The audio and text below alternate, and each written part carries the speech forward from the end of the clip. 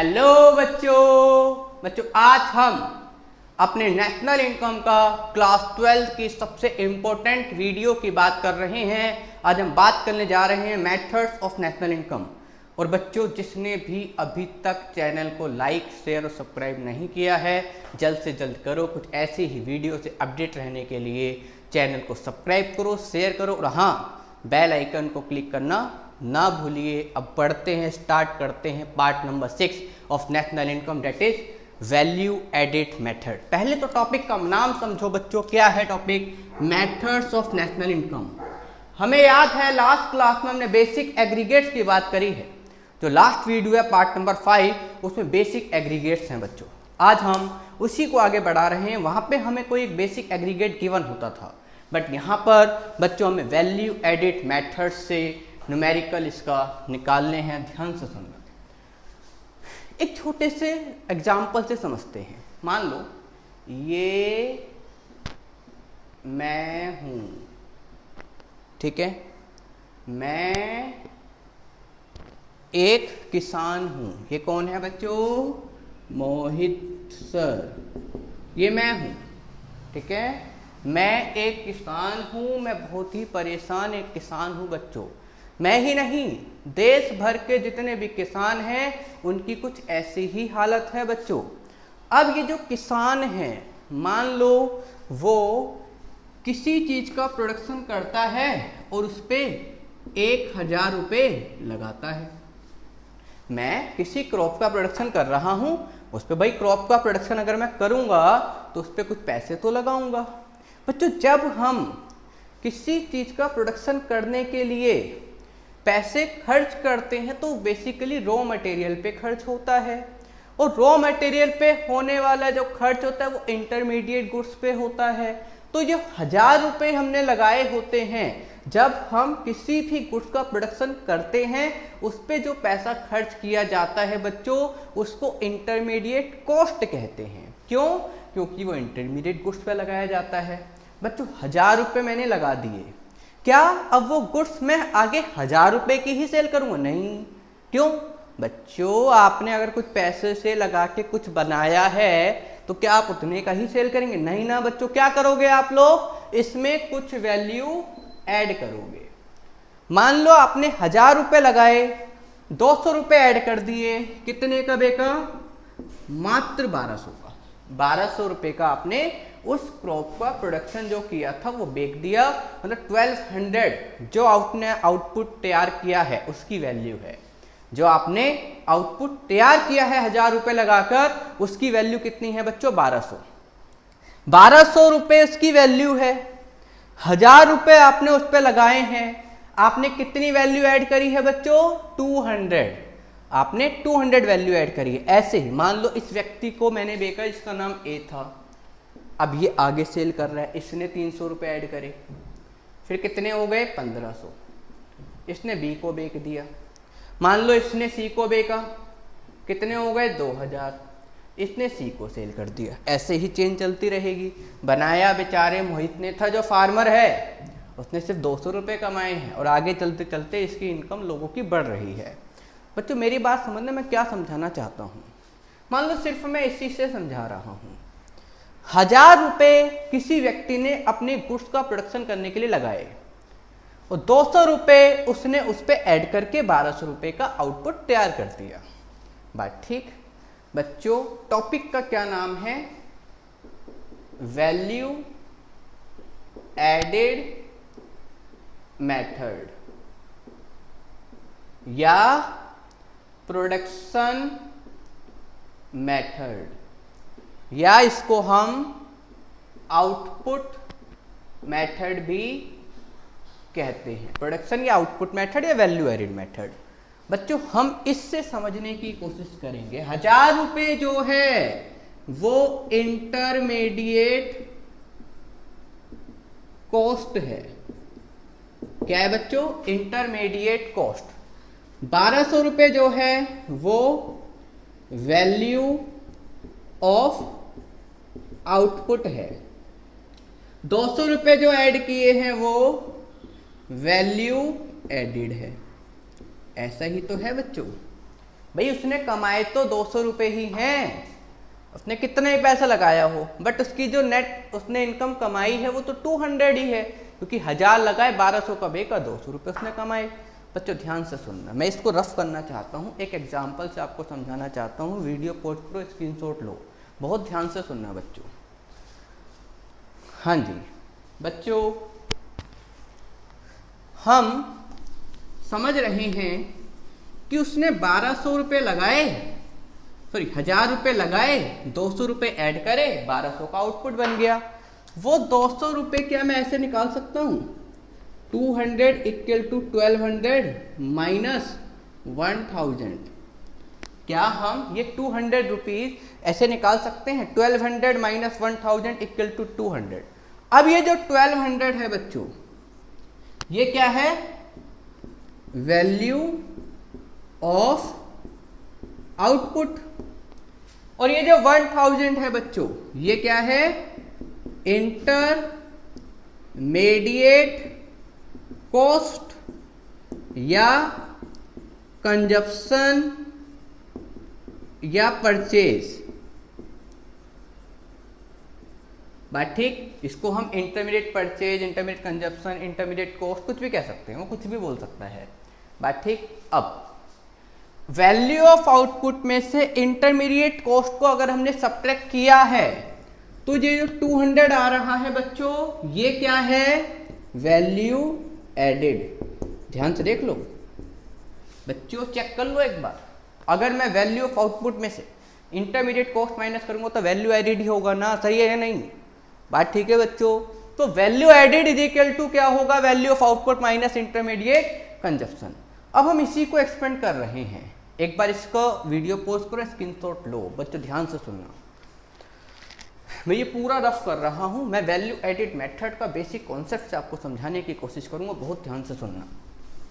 इतना तो हम समझ चुके हैं कि वैल्यू ऑफ आउटपुट में से अगर हम माइनस करते हैं इंटरमीडिएट कंजप्शन, जो हमारे पास आ रहा है उसको हम कहते हैं क्या, वैल्यू एडिड। क्या, वैल्यू एडिड बच्चों। तो हम इसको ऐसे लिख सकते हैं, value of output minus intermediate cost या कंजप्शन इक्वल होगा वैल्यू एडेड। ये क्या होगा बच्चों, वैल्यू एडिड के इक्वल होगा। मेरी बात बहुत ध्यान से सुनना। वैल्यू ऑफ आउटपुट मैंने ये बनाए, मान लो मैंने जितने के बनाए हैं उसमें 1 लाख इसकी वैल्यू है, मतलब जितने इसको प्रोड्यूस किया है इसकी कितनी वैल्यू ऑफ आउटपुट है, 1 लाख। बच्चों बहुत ध्यान से सुनना, बहुत ही इंपॉर्टेंट टॉपिक है। वैल्यू ऑफ आउटपुट क्या मैं बच्चों, हो सकता है 1 लाख रुपए का जो आउटपुट है उसमें से मैंने 80,000 का बेच दिया हो और 20,000 का बच गया हो। भाई जरूरी थोड़ी ना सारा ही बिक जाएगा, ऐसा भी तो हो सकता है कि कुछ बच गया हो, मतलब कुछ बिक गया हो और कुछ बच गया हो। That is value of output. Total जो उत्पादन होगा, कुछ सेल हुआ होगा और कुछ बच गया होगा। तो बच्चों मैं ये कहना चाहता हूं, हो सकता है आपको value of output he they they, but ऐसा भी तो हो सकता है इसके 2 पार्ट दे दे। कौन कौन से? इसका एक पार्ट है बच्चों सेल्स, जो बिक गया, एक पार्ट है बच्चों जो बच गया, दैट इज अनसोल्ड स्टॉक, जो बच गया। ठीक है, it is also known as change in stock, it is also known as closing minus opening stock, क्योंकि जो बच गया वो यही होता है, आपको पहले वीडियो में पढ़ाया गया है। और हो सकता है वो दे दे आपको एडिशन इन स्टॉक, कुछ भी हो सकता है। और ये भी हो सकता है कि वो एडिशन की जगह बोल दे फॉल इन स्टॉक। बच्चों अब क्या होगा, ध्यान से सुनना। जो सेल्स है, सेल्स का मतलब जितना आउटपुट बिक गया। बच्चों जो सेल है ना वो भी 2 पार्ट की हो सकती है। कैसे हो सकता है कि कुछ देश में बिके, हो सकता है कुछ देश के बाहर बिके। ऐसी सेल जो देश में सेल होती है उसको बोलते हैं बच्चों डोमेस्टिक सेल, और ऐसी सेल जो दूसरे देशों में होती है उसको बोलते हैं बच्चों एक्सपोर्ट। क्या बोलते हैं? एक्सपोर्ट। हो सकता है सेल दे दे, अच्छी बात है, सेल नहीं देगा तो डोमेस्टिक सेल और एक्सपोर्ट देगा तो ऐड कर देंगे, ये भी अच्छी बात है। बट उसने अगर ये भी नहीं दिया तो पता है क्या कहेगा? ऐसे 10 मार्कर 20 रुपए में बेचे हैं, तो मतलब 10 × 20 करूंगा तो क्या आएगा बच्चों? सेल। मतलब sale is equal to price into quantity भी आ सकता है। जितना प्राइस है उसको क्वांटिटी से मल्टीप्लाई करेंगे तो सेल्स आ सकता है। मैं ये कहना चाहता हूँ ये भी हो सकता है और ये भी हो सकता है, मतलब ये दे देगा, सेल दे देगा, ये दे देगा, इनमें से कुछ देगा जिससे आप सेल निकाल सकते हो। इसमें आप ये सब ऐड कर दोगे, मतलब जो भी दे रखा होगा। बट अगर उसने फॉल इन स्टॉक देगा तो ऐड की जगह क्या करेंगे? माइनस। बात ठीक बच्चों? On the other hand intermediate cost, भाई यहाँ पे तो ऐसे ऐसे घुमा सकता है। अब ये इंटरमीडिएट कॉस्ट क्या होता है? इसको हम आईसी कहते हैं शॉर्ट फॉर्म में। बच्चों बेसिकली ये रॉ मटेरियल पे एक्सपेंडिचर है। भाई रॉ मटेरियल ही तो है इंटरमीडिएट गुड्स। अब इसके भी दो पार्ट दे देगा, या तो आपको ये डायरेक्ट दे देगा, डायरेक्ट नहीं देगा तो दो पार्ट देगा, 2-3 पार्ट जो भी दे सकता है वो हम क्वेश्चन वाइज भी सीखेंगे। बच्चों इंटरमीडिएट कॉस्ट है, बोल सकता है domestic purchase of raw material, या फिर import of raw material.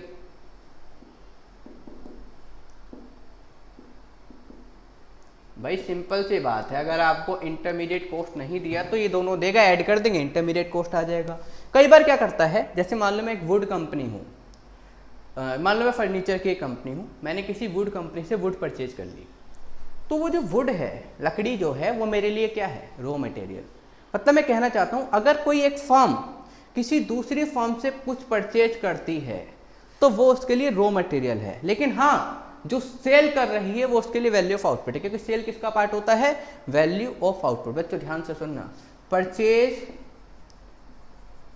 Bye a firm from any another firm, एक फर्म के द्वारा किसी दूसरी फर्म से अगर कुछ परचेज किया जाता है तो वो बच्चों इंटरमीडिएट कॉस्ट होती है। इन तीनों को ऐड करेंगे तो इंटरमीडिएट कॉस्ट आ जाएगा। हो सकता है आपको आईसी दे दे, इंटरमीडिएट कॉस्ट दे दे, जब वो इंटरमीडिएट कॉस्ट दे देगा तो कोई दिक्कत ही नहीं है।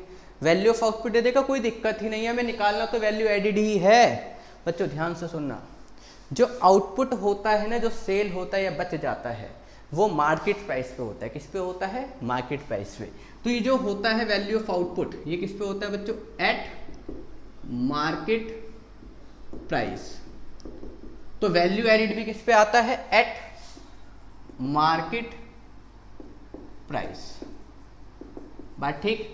और जब तक वैल्यू ऑफ आउटपुट दिया है, जैसे हमने एक की बात करी थी, ऐसे पूरा चल रहा होगा, नेट नहीं निकाल रहे हम, क्या निकाल रहे हैं? ग्रोस। ये क्या होगा बच्चों? Gross value of output. ये क्या होगा? Gross value of output at market price. मतलब इसी को हम जीवीओएमपी कहते हैं, gross value of output at market price. इसी वजह से ये क्या होता है? Gross value added at market price. मतलब सिंपल सी बात हो गई, gross value added at market price is equal to gross value of output at market price minus intermediate cost होता है। सिंपल है बच्चों। आपके पास आपको मेन टारगेट किसको करना है? इसको और इसको। अगर ये दे देगा आपको अच्छे से तो अच्छी बात है, नहीं देगा तो आपको इतनी इंफॉर्मेशन जरूर देगा जिससे कि आप ये सब निकाल सकते हो। जैसे कि मैंने अभी आपको बताया, मतलब sales plus change in stock और आईसी, इन सबको हम इस तरीके से देगा जिससे कि gross value added at market price निकाला जा सकता है। बच्चों वीडियो पॉज करो, स्क्रीनशॉट लो और एक्सपेंड करते हुए समझने की कोशिश करते हैं। बहुत ज़्यादा ध्यान से सुनना।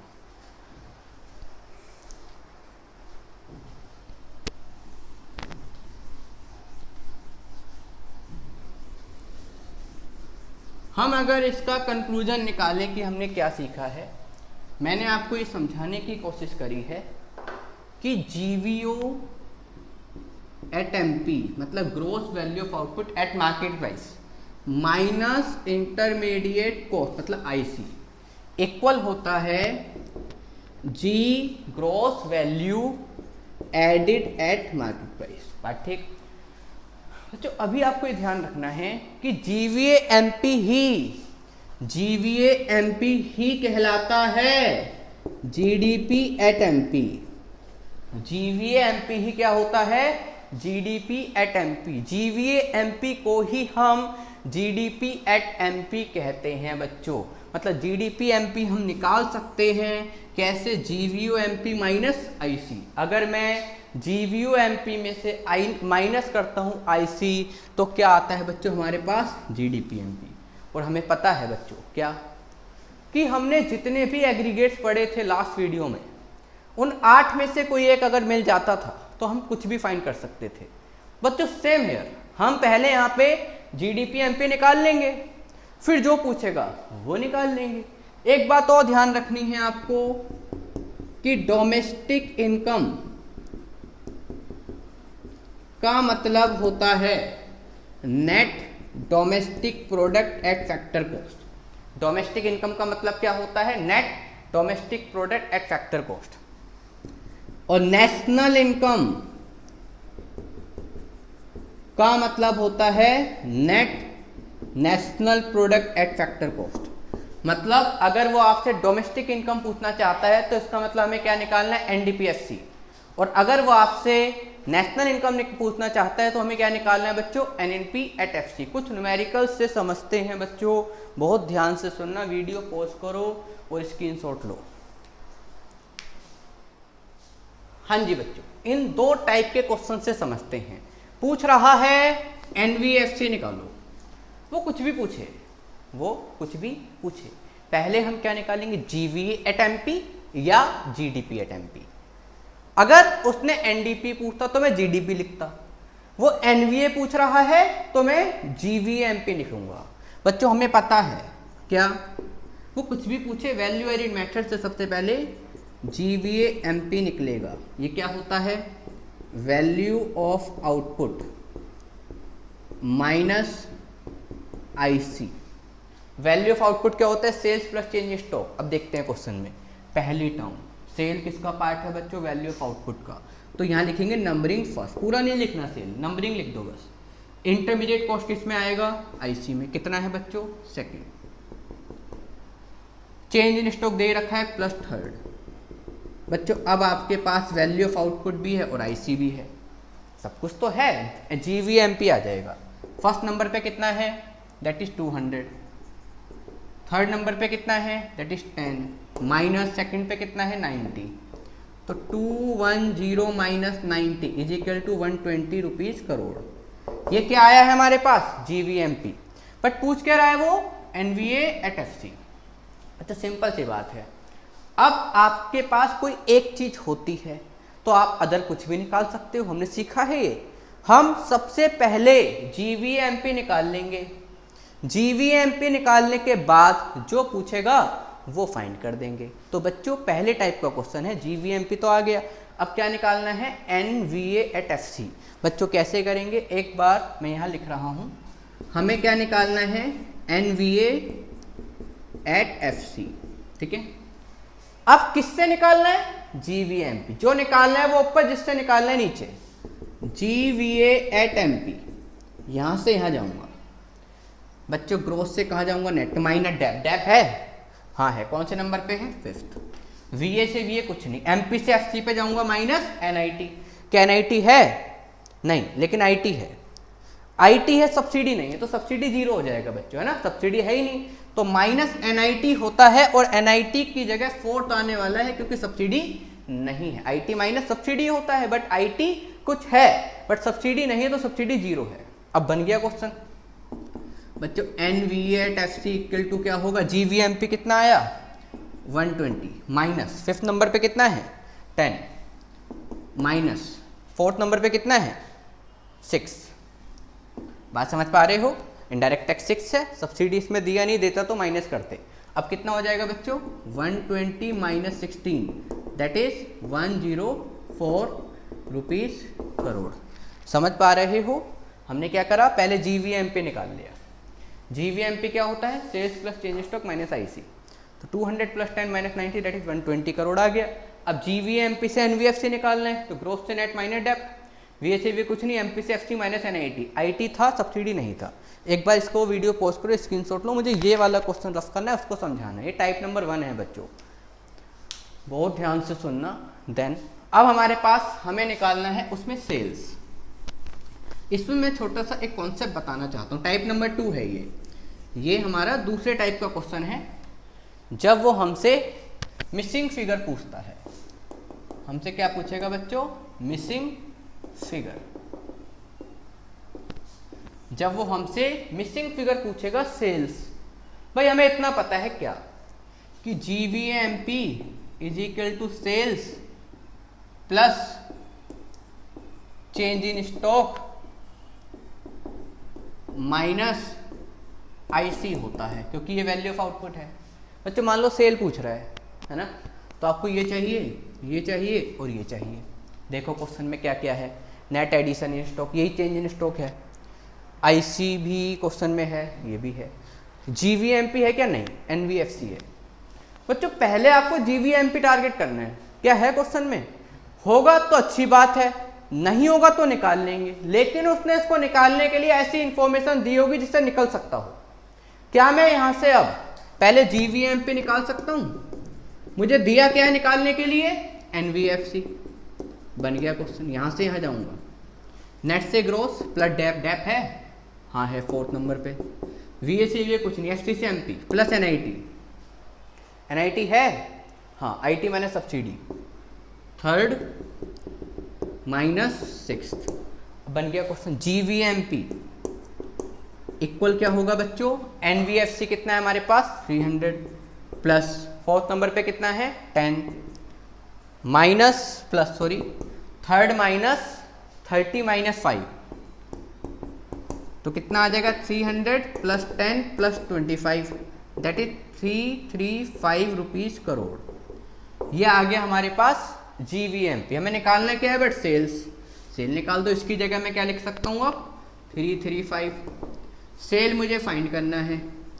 चेंज इन स्टॉक मेरे पास है, IC मेरे पास है, ये माइनस 120 उधर जाएगा प्लस का 120, कितना हो जाएगा बच्चों 455 इज इक्वल टू सेल्स। तो सेल्स कितना आ रहा है बच्चों रुपीज़ 455 करोड़। एक तो डायरेक्ट क्वेश्चन बनेगा, एक मिसिंग फिगर बनेगा। इसमें एक टाइप का क्वेश्चन और बनता है बच्चों फर्म वाला, उस क्वेश्चन की ओर बात करते हैं। बहुत इंपॉर्टेंट क्वेश्चन है, वीडियो पॉज करो, स्क्रीनशॉट लो। हाँ जी बच्चों, टाइप 3rd का ये क्वेश्चन है, बहुत इंपॉर्टेंट, ध्यान से सुनना। पहले वर्ड से पढ़ना है और 3 कॉलम बनाने हैं। वैसे जो जो टर्म देगा उसके बेसिस पे कॉलम बनाएंगे। कौन कौन से कॉलम बनाने हैं बहुत ध्यान से देखना बच्चों। यहाँ पे लिखेंगे जो प्रोड्यूसर है, कह रहे you are given following information about 4 producer A B C and D in an economy. तो प्रोड्यूसर या फर्म,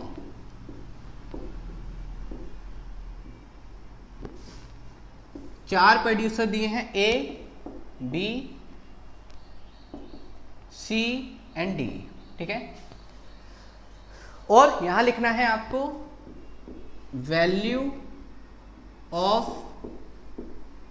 आउटपुट, यहां लिखना है आपको इंटरमीडिएट कॉस्ट, यहां लिखना है वैल्यू एडेड।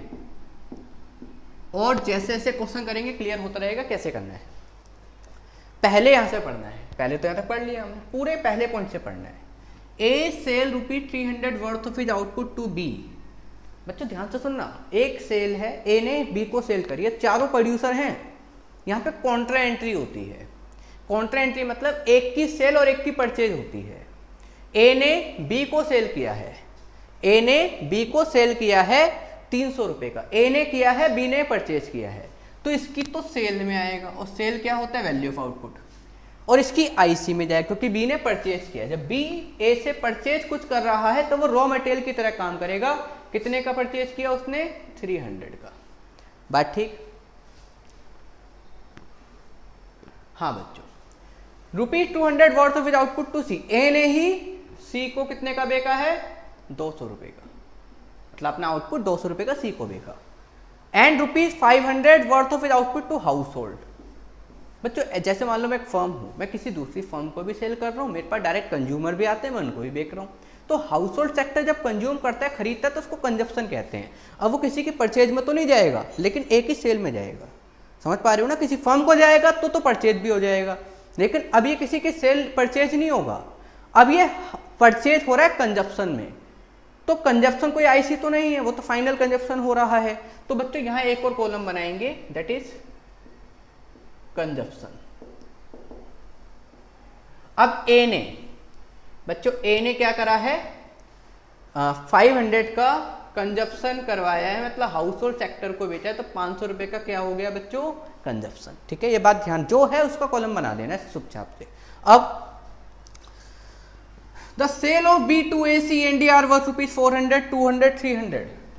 मतलब बी ने ए को बेचा है 400 रुपए का, तो बच्चों इसने खरीदा है, तो इसकी आईसी हो गई। सिंपल सी बात है, ए ने खरीदा होगा और सी को बेचा है 200 का, तो सी ने खरीदा है, और डी को बेचा है 300 का, तो डी ने खरीदा है। बात ठीक, ऐसे करना है, कॉन्ट्रा एंट्री होगी, रिस्पेक्टिवली खत्म हो गया, बी का खत्म। C sells to A B and D ₹100 each. C ने तीनों को 100 का बेचा है, मतलब अपने आउटपुट 100 रुपए का उसने तीनों को सेल किया है। बात ठीक। Then sale by C to household are worth ₹900। इसने 900 का सेल किया है, किसको? हाउस होल्ड को। तो बच्चे जब इसने 900 का सेल किया तो वो कंजप्शन हो गया हाउस होल्ड के पास। किसी डोमेस्टिक, किसी की परचेज तो नहीं जाएगा फर्म की, क्योंकि वो किसी फर्म को थोड़ा ना बेचा है। सी का भी हो गया। D sales to household output was 700। D ने डायरेक्ट हाउस होल्ड को ही बेचा है। His export are worth ₹300। अब एक्सपोर्ट भी आ गया, तो एक काम करो, यहाँ पे एक कॉलम, इसके बाद एक कॉलम बनेगा इसके बाद, that is export. A B C and D किसने बेचा एक्सपोर्ट को? एक्सपोर्ट कितना है? मतलब 300। भाई एक्सपोर्ट है तो वैल्यू ऑफ आउटपुट का ही पार्टी, क्योंकि है तो सेल ही, तो उसकी तो सेल में तो जाएगा, बट किसी की फर्म में नहीं जाएगा, फर्म की परचेज में नहीं जाएगा। तो कितना आ जाएगा? 200 यहाँ पे, क्योंकि इसमें 200 है, 300 है, 300। Then while stock worth ₹200 remain unsold. बच्चों अनसोल्ड मतलब चेंज इन स्टॉक, वो भी वैल्यू ऑफ आउटपुट का पार्ट है। कितने का बच गया इसके पास? 200। तो ये अब यहाँ पे एक और कॉलम बना दो, इसके बाद बनेगा ये। ठीक है, अनसोल्ड स्टॉक कितना है ये इसका? 200। यहाँ पे कुछ नहीं है ना, जो ब्लैंक है उसको ब्लैंक रहने दो, यहाँ पे कुछ नहीं है। अब बस अब करते हैं, वैल्यू एडिड निकालना है। पूछा है उसने क्या? वैल्यू एडिड बताओ, सभी फॉर्म का सेपरेटली बताओ, सबका एक साथ बताओ। उसने कहा कंजप्शन बताओ और एक्सपोर्ट बताओ, तो और चेंज इन स्टॉक बताओ, सब कुछ कर देते हैं। भाई वैल्यू एडिड क्या होगा? Value of output minus IC. सबका वैल्यू ऑफ आउटपुट आई से निकाल लो। 500 500 1000, और इसका कितना है? ये 500। बच्चों हम इसमें से इसको माइनस करेंगे तो क्या आएगा? Value added. सिंपल सी तो बात है, अगर मैं वैल्यू ऑफ आउटपुट में से आईसी माइनस करता हूँ तो वैल्यू एडिड आता है। ये कितना आएगा? 900, और ये कितना आएगा? 400, तो ये कितना आ जाएगा? 500। सेम एयर, ये कितना आएगा? 1200, ये कितना आएगा? 400, ये कितना आ जाएगा? 800। सेम एयर, ये कितना आएगा? 1200, ये कितना आएगा? 400, ये भी कितना आ जाएगा? 800। ठीक है, value added separately A B C D की आ गई। इसको टोटल कर दो, 16 2600। टोटल कंजप्शन कितना हुआ है? 14 2100। टोटल एक्सपोर्ट कितना हुआ है? 300। टोटल अनसोल्ड स्टॉक कितना बच के रह गया? 200। समझ पा रहे हो बच्चों? ऐसे ही क्वेश्चन से अपडेट रहने के लिए चैनल को जरूर सब्सक्राइब कीजिए, शेयर कीजिए, लाइक कीजिए। मिलते हैं नेक्स्ट वीडियो के साथ।